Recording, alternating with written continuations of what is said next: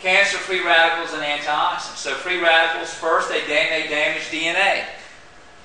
That's your mutation. Free radicals then act as a promoter, activating so-called cancer genes.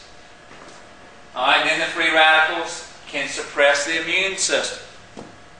And then you have the free radicals that activate all these carcinogens in our diet and in our air and in the water that we're breathing. And then we have free radicals that damage the cell membranes, which limits their ability to stop this or limit the growth of this abnormal behavior. Alright, so you see all this stuff taking place with these free radicals. Alright, here's something I want to mention, because here's the thing about, we've done all this scanning stuff, and it's kind of confusing sometimes.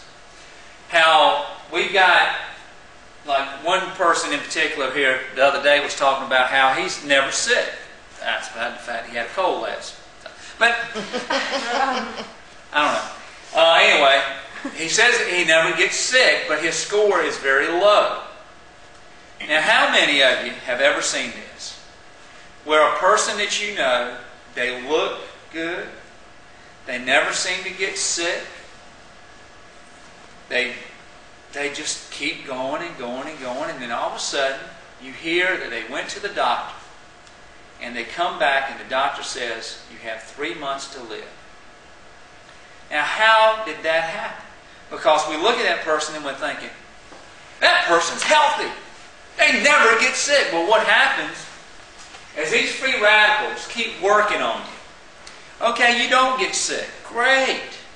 But eventually what happens is these free radical keeps working on this immune system till it becomes so suppressed and so weakened, because it's battling these free radicals every day. It's battling. It's battling. And after a while, because we keep putting in bad food, the immune system goes, I'm done. And right then, that person went from zero. They went from that initiation stage. They went full-blown, whoop, right into that malignancy. Just like that. Because their immune system became so suppressed, so weak, that it just exploded. And all of a sudden, they go from nothing to terminal. That's what happened to my mother. Perfect example. Went to the hospital. Had COPD, she was a smoker and all this stuff, and she went in to have stents put in her legs to help her circulation. They did every body scan, everything they could possibly do, because she had some obvious problems. And she goes in, and she has the stents put in. And they said, well, there's no sign of any cancer, everything else looks good, you've still got some blockages, you got some emphysema, you got a little bit of this, but no cancer. 3 months later, terminal. So from zero to terminal in 3 months. What happened? During the surgery, because of her score was about 11,000, 12,000. Because of her health, she goes in and her immune system gets further suppressed as a result of the surgery, and it opened the door. So all of a sudden, that's what happens. So, my point with that is, don't play that game. Oh, well, I've never been sick. I've always been healthy, so I'm just going to ignore this stuff.